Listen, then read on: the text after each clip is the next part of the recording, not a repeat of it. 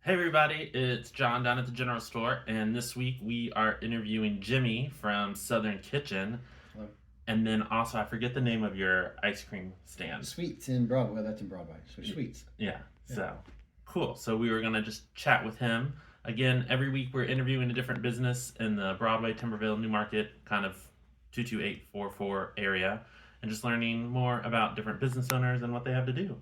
Sounds good. So, Jimmy, you didn't start Southern Kitchen, you've carried on the legacy. Carrying on the legacy of Southern Kitchen. So yeah, it's funny because May is 5 years. Okay. It's been a while now. So very blessed to have Southern Kitchen. Got through COVID and all the good things that came with it, and yeah, just kind of came home to take over Southern Kitchen. It's been a great experience. It's been great to hold it. And you worked in food retail before This this. is all I've done my whole life. I feel like this is the only thing I'm good at.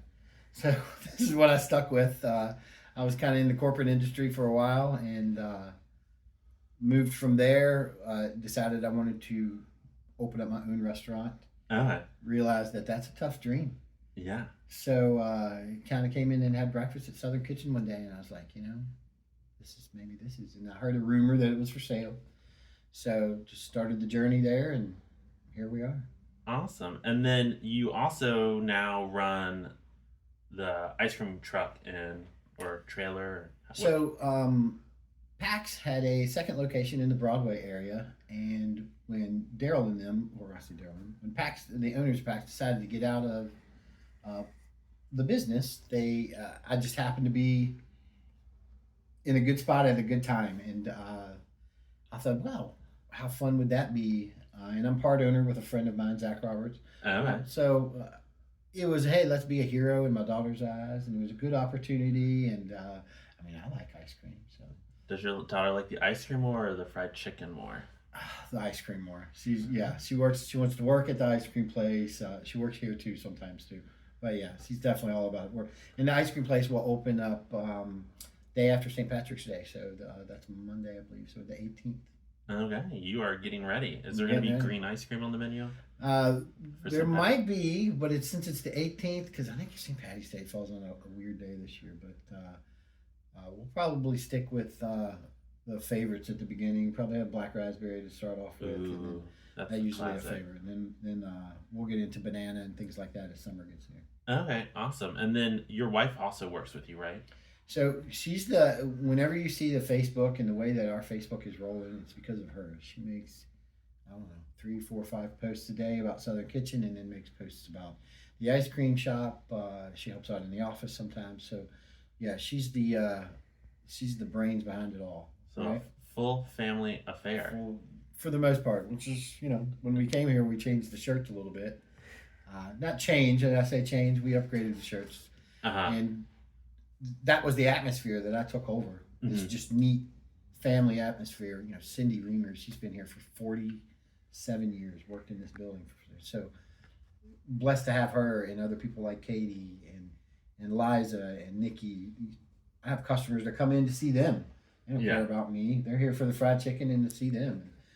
That's what I took over, and that's what's great. Awesome. And I like what you said about like not really changing but upgrading because that's It kind was, of what you've been doing. yeah, it wasn't needed. There wasn't a whole lot of, Southern Kitchen was doing its thing. It was uh, getting it out there a little bit more. That's what Southern Kitchen, maybe exploiting Southern Kitchen. Now we do banquets and we do caterings, and we put other things and different things on the menu and things like that. The Newlands for years did an amazing job with Southern Kitchen. So for me to come along and think that I was gonna make some big impact, we have certainly made an impact, but in a different way. We're still carrying on the tradition.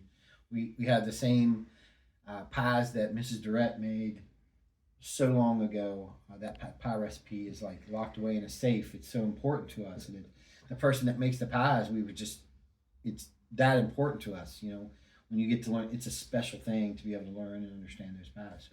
So it's neat traditions all over the place at this restaurant. Yeah. And you all have like daily specials and Then we have daily breakfast specials every single day, daily lunch specials every single day, and evening special every day, which that's kind of unique. Look at other restaurants. Do they yeah. have three specials a day? And then the weekends, every other weekend is prime rib, And then every Friday, that's something kind of new that we brought to Southern Kitchen is seafood night. So we do steamed Yes. sliced shrimp. And actually, this Friday we're going to introduce crab legs. So, Ooh, and then the king crab or snow crab? snow crab legs, Okay. king crab. I don't know if you want them big old things, but yeah, we're going to do snow crab legs starting this Friday, and we're going to revamp the seafood menu. We're going to put some couple changes on there. Maybe Okay. do some raw oysters or some things like that. Some people Ooh. like that kind of stuff. So yeah. Yeah, and that's the cool thing about Virginia is that we have a lot of seafood. And we have locally in good, the yeah, state. and we have good vendors around here. I mean, I'm pointing out Ryan Seafood over in Timberville, but I mean, there's ways to get good seafood around here. Yeah, I think that's the fun thing about Virginia is that there's agriculture options from Sure. all around. And then so ice cream and fried chicken and seafood. Is there anything you all aren't really serving? It seems like. It's pretty dynamic menu. We do not have caviar, Uh-huh. just so you know. You have to go to John Henry's. I don't know if John Henry carries caviar. Yeah, I think they do. But yeah, it's a diner style. Yeah. It kind of reflects that kind of. There's all kinds of things going on, and we're not any different than a regular diner, but we kind of exist as a family restaurant too. And that was something that Southern Kitchen kind of needed, was to kind of go toward family style too. But the regular customers that are the backbone of us are still here, and I like seeing them bringing in the next generation, and then the legacies just continue and continue and continue. So Yeah. I know one thing that we always tell tourists when they ask where to eat when they go to Southern Kitchen is the peanut soup because The they've never heard of that. it's have you ever had? Yeah. Do you like it? Yeah. I It never is- had it until Southern Kitchen. It is a very neat thing. People initially they're like, oh, so we always take out a sample, and we're like, oh, they're like, that's great, and then they'll get one.